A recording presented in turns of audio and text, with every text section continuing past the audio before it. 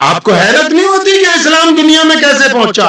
آپ جائیں، جس کو آج اسپین کہتے ہیں، جس کا نام پرانا اندلس ہے، جس کو آج یونائٹڈ کنگڈم کہتے ہیں، جس کو آج آپ امریکہ کہہ رہے ہیں، جس کو اسلامی تاریخ نئی دنیا کے نام سے جانتی ہے، وہاں اگر کوئی کھیت میں مزدوری کرتا ہے اور وہ مزدور بھوک کی وجہ سے مر جاتا ہے یا اس کے بچوں کو کھانا نہیں ملتا، وہ اپنے مالک کو کہتا ہے کہ ہمیں کھانے دو، پانی دو، ہم تمہارے کھیت میں مزدوری کرتے ہیں، تو اس کا مالک انکار کر دیتا ہے اور اس کے بچے کی جان چلی جاتی ہے، وہ عدالت میں جاتا ہے، درخواست لگاتا ہے، نئی دنیا کی عدالتوں میں آج بھی وہ فیصلہ محفوظ ہے کہ اس دور کے ظالم حکمران یہ جواب میں لکھ کر دیتے ہیں، کیونکہ تمہاری چمڑی کالی ہے، کیونکہ تمہاری ذات نیچی ہے اور تم انسانوں کے زمرے میں نہیں آتے، تمہیں کوئی اختیار نہیں ہے کہ تم اپنے گورے مالک کے خلاف درخواست دے سکو۔ اب دنیا کی تاریخ پڑھیں تو صحیح کہ یہ دنیا جو آج اتنی رنگین نظر آ رہی ہے، اس دنیا میں آج جو بڑے بڑے لوگوں نے ڈیموکریسی کی بات کی، کسی نے ہیومن رائٹ کمیشن کی بات کی، انسانوں کی تاریخ پڑھیے کہ محمد صلی اللہ علیہ وسلم کے آنے سے پہلے دنیا کیسی تھی۔ لوگ حیران تھے، آدم علیہ السلام سے لے کے ابراہیم علیہ السلام تک تمام نبیوں نے اور پھر تمام مذاہب کے لوگوں نے متفقہ طور پر ایک بات کہی ہے کہ اللہ ایک ہے، خدا ایک ہے، ایشور ایک ہے، رب ایک ہے، اکال پرکھ ایک ہے، جس کی پرستش کی جاتی ہے، پرستش جس کی جا رہی ہے، وہ ذات صرف ایک ہے۔ لیکن محمد رسول اللہ صلی اللہ علیہ وسلم کی ذات گرامی جب آئی، انہوں نے ایسی کون سی بات کی ہے کہ پھر پوری دنیا کے اندر اسلام جو ہے تھوڑا یا زیادہ ہر جگہ پہنچ گیا؟ کیا بات کی ہے انہوں نے؟ ہم لوگ کیوں ایمان لائے؟ ہم تک دین کیوں پہنچا ہے؟ پوری کائنات میں آج کوئی رنگ، کوئی نسل، کوئی زبان، کوئی خطہ، کوئی ملک ایسا بتاؤ تو صحیح جس میں تھوڑے یا زیادہ کلمہ لا الہ الا اللہ محمد الرسول اللہ صلی اللہ علیہ وسلم پڑھنے والے لوگ موجود نہ ہو۔ یہ انقلاب کیسے برپا ہوا ہے میرے بھائی؟ کیا یہ انقلاب طاقت کے ذریعے برپا ہوا ہے؟ کیا یہ انقلاب صرف علم کے ذریعے برپا ہوا ہے؟ اندازہ تو لگائیں، کبھی اس طرف توجہ تو دیں کہ محمد رسول اللہ صلی اللہ علیہ وسلم نے ایسا کون سا کام اختیار کیا ہے کہ کائنات میں آج لوگ ایسے کئی ارب لوگ موجود ہیں۔ دنیا کی الگ الگ حکومتیں ہمیشہ اصل ہندسوں کو چھپاتی ہیں، لیکن کائنات میں مسلمانوں کے ساتھ ساتھ غیر مسلموں میں بھی ایسے اربوں لوگ موجود ہیں جن کو آج محمد الرسول اللہ صلی اللہ علیہ وسلم اپنی مان سے زیادہ، اپنی جان سے زیادہ، اپنی اولاد سے زیادہ عزیز ہے۔ تو نبی علیہ الصلوۃ والسلام نے ایسا کون سا کام کیا کہ کائنات میں ان کا دین جو ہے وہ ہم تک پہنچا ہے؟ بالا پور کے مسلمانوں، آج یہاں ہم کیسے اکٹھے ہو گئے ہیں؟ وہ کون سی فکر ہے؟ ایسا نبی علیہ الصلوۃ والسلام نے کون سا پیغام دے دیا کائنات کو کہ آج ہمارے پاس ہمارے صوبے میں جامعہ اشاعت العلوم عقل کنواں جیسا ایک عالمی ادارہ موجود ہے؟ وہ کیا ہے؟ نبی علیہ الصلوۃ والسلام نے کیا کہہ دیا؟ آدم علیہ السلام سے شروع ہوا نا دین، ابراہیم علیہ السلام تک آیا۔ اب ابراہیم علیہ السلام نبیوں میں ایک چوراہے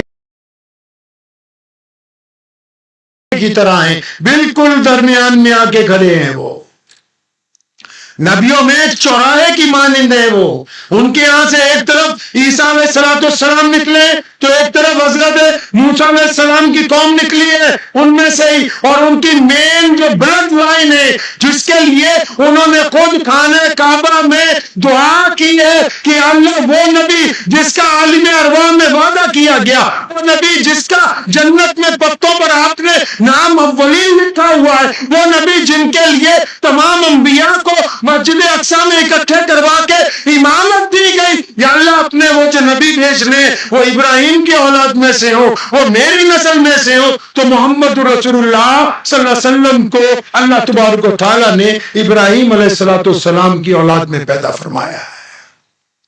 پتہ ہے نا اب تو ابراہیم علیہ السلام کون ہے بھائی؟ ہمارے نبی علیہ السلام کے دادا نبی ہیں۔ کون سے نبی ہیں جی؟ دادا نبی ہمارے نبی علیہ السلام کے، ان کی اتنی عظمت ہے. نماز شریف میں آپ نماز میں درود شریف نہیں پڑھتے؟ اللہم صلی علی محمد وعلی آل محمد کما صلیت، زور سے، کما صلیت علی ابراہیم وعلی آل ابراہیم انک حمید مجید. یہ ابراہیم علیہ السلام ہے جو محمد رسول اللہ کے دادا نبی ہیں. اب انہوں نے دعا کر دی. نبی علیہ السلام جب مکہ المکرمہ میں مبعوث ہوئے، دنیا کی حالت بڑی خراب ہے. صرف مکے کے نہیں، مکے سے لے کے افریقہ تک، مکے سے لے کے نئی دنیا تک، مکے سے لے کے چائنا تک، مکے سے لے کے ہمارے ملک تک، مکے سے لے کے اسپین تک، مکے سے لے کے سماٹرا تک پوری دنیا سسک رہی ہے. تو یہ تو سب کہہ رہے ہیں پوری دنیا کے لیے خدا ایک ہے، خدا ایک ہے.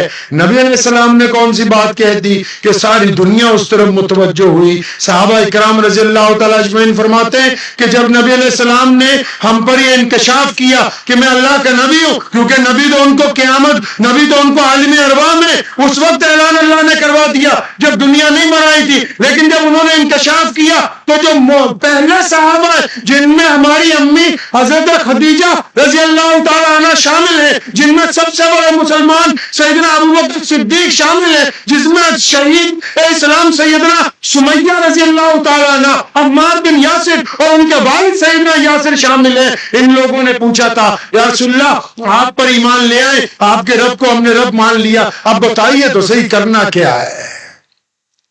تو نبی علیہ السلام نے دنیا کی اس تکلیف کو سب سے پہلے کائنات میں محسوس کیا جو توحید اور رسالت کے بعد انسانوں کی سب سے بڑی ضرورت تھی. توحید اور رسالت کے بعد سب سے بڑی ضرورت کیا تھی دنیا کی؟ آپ نے سنا ہوگا اکثر بادشاہ کہتے ہیں، ابھی امریکہ میں بھی الیکشن ہوا، ابھی ہمارے یہاں پنجاب میں چھوٹے چناؤ چل رہے ہیں، تو ہمارے یہاں کا بھی بادشاہ کہہ رہا ہے کہ روٹی بڑھیا دیں گے، کپڑا بڑھیا دیں گے، مکان بڑھیا دیں گے. آپ ابھی امریکہ میں الیکشن ہوا، وہاں کے بادشاہ نے بھی یہی بات کہی، اگر مجھے جتا دو گے تو میں تمہاری اکنامی اچھی کر دوں گا، میں تمہارا سٹائل آف لیونگ اونچا کر دوں گا. آج بھی دنیا وہی کہہ رہی ہے جو ابو جہل کہتا تھا پہلے کہ ذرا ضرورت تو انسانوں کی روٹی کپڑا اور مکان ہے. میرے نبی علیہ السلام نے دنیا کی دکھتی ہوئی رگ کو یہاں سے پکڑ لیا. صحابہ کو کیا فرمایا؟ فرمایا جو اللہ اور اس کے رسول صلی اللہ علیہ وسلم پر ایمان لے آئے ہیں اب ان پر لازم ہے کہ وہ دنیا کے تمام انسانوں کو برابری کا درجہ دیں گے. اب ان پر لازم ہے کہ وہ ایک دوسرے کے ساتھ نفرت کا اظہار نہیں کریں گے. اب ان پر لازم ہے کہ وہ گولے کو کالے کے اوپر فوقیت نہیں دیں گے. اب ان پر لازم ہو گیا کہ وہ امیر کو غریب پہ کوئی فوقیت نہیں دیں گے. آپ یقین مانیں، آپ تاریخ پڑھیں اس دور کی، مکہ المکرمہ میں طواف کرنے لوگ صدیوں سے جاتے. نبی علیہ السلام نے جس دن کالا بلال کو چھاتی سے لگایا اور یہ کہا ابو بکر یہ بلال تمہارے بھائی بن گئے، تم کلمے کی نسبت سے اب برابر ہو گئے ہو، اب جب نماز کے لیے کھڑے ہو جاؤ گے تو دونوں کو برابر کھڑا ہونا ہوگا. علامہ اقبال نے کہا نا کہ آ گیا این لڑائی میں اگر وقت نماز، قبلہ رو ہو کے زمین بوس ہوئی قوم حجاز، ایک ہی صف میں کھڑے ہو گئے محمود و ایاز. نہ کوئی بندہ رہا نہ کوئی بندہ نواز، بندہ صاحب محتاج و غنی ایک ہوئے، تیری سرکار میں پہنچے تو سبھی ایک ہوئے. اس دور میں جو لوگ آتے تھے نا طواف کرنے، جب ان کو پتہ لگتا تھا اللہ کے نبی ہیں، ان کا نام محمد صلی اللہ علیہ وسلم ہے، یہ کہتے ہیں اللہ ایک ہے، میں اللہ کا آخری رسول ہوں، ارے یہ تو بالکل دنیا سے حیرانی کی بات کرتے. کیا بات کرتے؟ ارے بھائی یہ کہتے کہ اب کوئی غلام نہیں ہے، یہ اب کہتے کہ اب کوئی گورا کالا ایک برابر کر دیے گئے، یہ کہتے کہ اب کوئی ذات برادری برتری حاصل نہیں کر سکتی، صرف تمہارا تقویٰ تم کو آگے لے کے جا سکتا ہے. لوگ جا کے یمن میں، لوگ جا کے عراق میں، کیسر و کسرا میں اپنے گاؤں میں لوگوں کو اکٹھا کرتے تھے چوپال میں، کہتے تھے تمہیں حیرت کی بات بتاتے ہیں، اب ایک ایسے نبی آ گئے جو کہتے ہیں کہ انسان ایک برابر ہے، ایک ایسے نبی آ گئے جو کہتے ہیں کہ انسانوں سے چھوت چھوت نہیں ہوگی، ایک ایسے نبی آ گئے جو کہتے ہیں انسانوں کا جوتا پا کے دنیا حیران رہ گئی، کیا کوئی اتنا کریم بھی ہو سکتا ہے کہ گرتے ہوئے کو چھاتی سے لگا لے؟ کیا کوئی اتنا کریم ہو سکتا ہے کہ جن کے کپڑے پھٹے ہوئے ہوں ان کو اپنا بھائی بتا دے. کیا کوئی اتنا کریم ہو سکتا ہے کہ جن کو عبادت گاہوں سے دھکے دے کے نکال دیا گیا ہو ان کو مؤذن کی مسند کے اوپر بٹھا دے؟ لوگ حیران رہ گئے تھے. یہی وہ وجہ تھی کہ پوری دنیا سے لوگ جوک در جوک محمد رسول اللہ صلی اللہ علیہ وسلم کی طرف دوڑے چلے آئے کہ اب تو دنیا میں ایک ایسا دین آ گیا جس کے اندر نفرت نہیں ہے، اس میں ابتدا سے انتہا تک محبت ہی محبت بھری ہوئی ہے. ابتدا سے انتہا تک محبت بھری اس دین کے اندر. سیدنا بلال رضی اللہ تعالیٰ عنہ جس دن مکہ المکرمہ فتح ہوا ہے، نبی علیہ الصلوۃ والسلام کے صحن میں، وہاں خانہ کعبہ کے صحن میں سیدنا ابوبکر صدیق بھی ہیں، عمر بن خطاب بھی ہیں، عثمان ذی النورین بھی ہیں، مولا علی رضی اللہ تعالیٰ عنہ بھی ہیں، اور خالد ابن ولید بھی ہیں، اور حضرت ابوذر غفاری بھی ہیں، اور حضرت عباس بھی ہیں، نبی علیہ السلام کے چچا، بڑے بڑے شہزادے ہیں. لیکن فرمایا میرا بلال کہاں ہے؟ کون بلال؟ وہ کالا بلال. کون بلال؟ پٹے ہوئے. کون بلال؟ ارے غلام بلال. کہاں ہے بلال؟ بلال دوڑتے ہوئے یا رسول اللہ حکم. فرمایا آج اگر کوئی فتح مکہ پر اذان دے گا تو میرا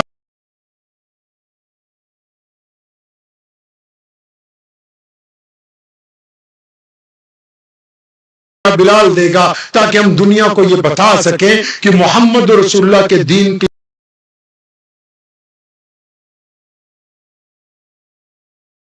اندر جو باتیں ہیں وہ صرف باتیں نہیں ہیں، وہ اصولی طور کے اوپر اس کو قائم کر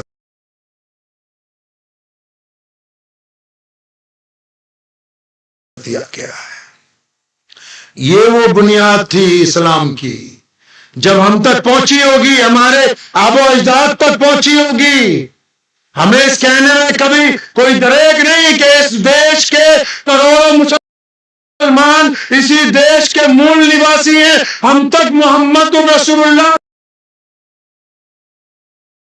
کا وہ اعلیٰ ترین پیغام پہنچے کہ جس کا نظام آج بھی ہماری مسجد کے اندر موجود ہے. آپ کہتے ہیں نا مکہ المکرمہ حج کرنے جاتے ہیں، 20 کلومیٹر پہلے ہی حکم آ جاتا ہے کہ حدود شروع ہو گئی، کپڑے اتارو، سفید چادریں باندھ لو، سر سے پگڑیاں اتارو، سر سے ننگے ہو جاؤ، پیروں سے جوتیاں اتار دو، معمولی سی چپل پہن لو، تاکہ جب اس بھیڑ میں یہ پتہ نہیں لگے بادشاہ کون ہے، عالم کون ہے، شیخ الحدیث کون ہے، غریب کون ہے، امیر کون ہے. ارے آج آپ وہ مکہ المکرمہ تو یہاں سے دور ہے کافی، کسی مسجد میں جائیے، اس مسجد میں جب جمعے کی اذان ہوگی یا کسی نماز کی اعلان ہوگا اور تکبیر کہہ دی جائے گی اور امام صاحب مصلی پر کھڑے ہو جائیں گے، اس مسجد کو اگر زمین دینے والا مالک دیر سے آئے گا تو اس کو پیچھے جگہ ملے گی. اگر اسی مسجد کے علاقے کا کوئی مسلمان MLA ہوگا اور وہ دیر سے آئے گا تو اس کو برآمدے میں جگہ ملے گی. اور اگر پھر امام جمعے کی نماز پڑھ رہا ہے اور پڑھا رہا ہے، آخری وقت میں ہے، اور کوئی بڑے سے بڑا رئیس مسلمان آ جائے، کوئی شیخ الحدیث آ جائے، کوئی مسلمان افسر آ جائے، کوئی مسلمان وزیر آ جائے، تو جہاں مسلمانوں نے اپنی جوتیاں اتاری ہیں اس کو وہاں چپلوں کو ہٹا کے کپڑا بچھا کے نماز پڑھنی ہے، کیونکہ یہ محمد رسول اللہ کا دین ہے. یہاں کسی کو کسی کے اوپر عزاداری حاصل نہیں ہے. اسلام اس نظام کا نام ہے. مولانا حذیفہ صاحب نے جو قیمتی گفتگو آپ سے کی ہے، اسلام اس نظام کا نام ہے جو ہم کو اپنی زندگی میں، اپنی اولاد کی زندگی میں نافذ کرنا ہے. اگر ہم اس کو نہیں کر سکے تو پھر ہماری آنا ازبیکستان، ترکمانستان 100% اسلامی ملک ہے. آپ جائیں، ان کی نہ شکلیں مسلمانوں جیسی ہیں، نہ ان کا لباس مسلمانوں جیسا ہے، نہ داڑھی مسلمانوں جیسی ہے، نہ مسجدیں وہ اس لے کے اوپر ہے. بس ان کو اتنا پتہ رہ گیا، کیونکہ ان کے پاس مدارس کا خیم ختم ہو گیا، ان کے پاس علماء نہیں رہے. آج کچھ لوگ ایسے بھی ہیں جن کو جو اپنے آپ کو یہ سمجھنے لگے کہ ہم یوٹیوب کے عالم بن گئے، ہم فیس بک کے عالم بن گئے، ہم بڑے جید ہو گئے. ارے بھائی نہیں، علامہ اقبال سے بڑا ہمدرد مسلمان اس روح زمین پر، ہمارے اس افریقی، اس ایشیا کی دھرتی پر علامہ اقبال سے بڑا مسلمان نہیں پیدا ہوا. پوچھ لینا کسی بھی مسلک والوں سے، دیوبندیوں سے پوچھ لینا، یا بریلویوں سے پوچھ لینا، یا اہل حدیثوں سے پوچھ لینا، علامہ اقبال سے بڑا درد مند مسلمان پیدا نہیں ہوا. کہتے ہیں کہ مجھے مدرسے اچھے نہیں لگتے تھے، کہتے ہیں مجھے مولوی اچھے نہیں لگتے تھے، اور میرا خیال تھا کہ مدرسے بند ہو جانے چاہیے. ان مولویوں کی کیا ضرورت ہے؟ یہ جگہ جگہ تقریریں کرتے، جگہ جگہ امت کو جھنجھوڑتے ہیں، کہتے تھے مجھے نہیں اچھے لگتے تھے، انگلینڈ پڑھنے چلے گئے، بیرسٹر بن گئے، کسی دوست نے کہا آؤ قریب میں ایک ملک ہے اسپین، وہاں گھومنے چلتے، فرماتے میں اسپین گھومنے کے لیے گیا، پتہ لگا اسپین کا پرانا نام اندلس ہے، پتہ لگا اندلس میں مسلمانوں نے 1000 سال تک راج کیا، پتہ لگا اندلس کی گلی کوچوں میں مسجدیں تھی، پتہ لگا کہ آج ان مسجدوں میں استبل بنے ہوئے ہیں، پتہ لگا کہ اندلس کے گلی کوچوں میں ایمان والے رہتے تھے، پتہ لگا کہ ان سب کو نکال کے افریقہ کی طرف دھکیل دیا گیا، پتہ لگا کہ دنیا کی مکے کے بعد سب سے بڑی خوبصورت مسجد قرطبہ میں جس کو آج میڈرڈ کہتے ہیں وہاں پر بنائی گئی، اس مسجد کو دیکھنے گئے، ایک ایک صف میں 1100 پلر جب لمبائی میں دیکھے حیران رہ گئے کہ اتنی اعظم عمارتیں وہ کون لوگ تھے جن کو تیار کی، اور پھر اٹھا کے تاریخ کھولی کہ اسلام کہاں چلا گیا، یہاں کے لوگ کہاں چلے گئے، اذانیں کہاں چلی گئی، مسجدیں کب بند ہو گئی، تو پتہ لگا کہ علماء ختم ہو گئے، مدارس بند کر دیے گئے، ہندوستان واپس آئے، لاہور میں پہنچے، اپنے گھر سے ایک مکتوب لکھا مسلمانوں کے نام، فرمایا مسلمانوں یہ مدرسوں میں جو غریب بچے دری کے اوپر بیٹھ کے پڑھتے رب کعبہ کی قسم ان کو کبھی تعلیم سے مت روکنا، جب تک یہ دریوں پر بیٹھنے والے قرآن کے حافظ موجود ہیں اس وقت تک تمہارا وجود باقی رہنے والا ہے۔ اگر ان کا وجود نہ رہا، اگر ان کا وجود ختم ہو گیا، اگر یہ مدارس کا جال ختم ہو گیا، اگر مدارس کے ساتھ مسجدوں میں بڑے بڑے عالم نہ ہوئے جو قرآن کی تفسیر بیان کر سکے، جو نبی علیہ السلام کی سیرت بیان کر سکے، جو ہم کو یہ بتا سکے کہ دین ہے کیا، اگر ان سے محروم ہو جاؤ گے تو پھر اندلس کا کبھی چکر لگا آئیے، اس کو اسپین کہتے ہیں، وہاں پر آج کچھ بھی نہیں، برائے نام چند مسجدیں باقی ہیں، وہ جو ابھی پچھلے 75 سال کے اندر آباد کی گئی۔ 1000 سال تک جس ملک میں مسلمانوں نے دنیا کی ٹیکنالوجی ایجاد کی ہے، جس ملک میں مسلمانوں نے یہ بتایا کہ کالونیاں کیسے بستی ہیں، جہاں یہ بتایا کہ اسٹریٹ لائٹ کیا ہوتی ہے، جہاں یہ بتایا کہ فوارے کیسے لگائے جاتے ہیں، جہاں یہ بتایا کہ ٹوائلٹ گھروں میں کیسے بنائی جائے گی، جہاں یہ بتایا کہ شہروں کے اندر پلاننگ کیسے ہوگی، جہاں یہ بتایا کہ اسپتال کیسے ہوں گے، جنہوں نے یہ بتایا کہ آپریشن انسانی جسم کا کرنا کیسے، جنہوں نے لینس تیار کیے، جنہوں نے بال کاٹنے کا طریقہ رائج کیا، آج ان کے پاس سوائے ان کھنڈرات کے کچھ بھی باقی نہیں ہے، کیونکہ ان کے علماء اور ان کے محدث وہاں سے رخصت کر دیے گئے، اس لیے ان کے پاس دین باقی نہیں رہا ہے۔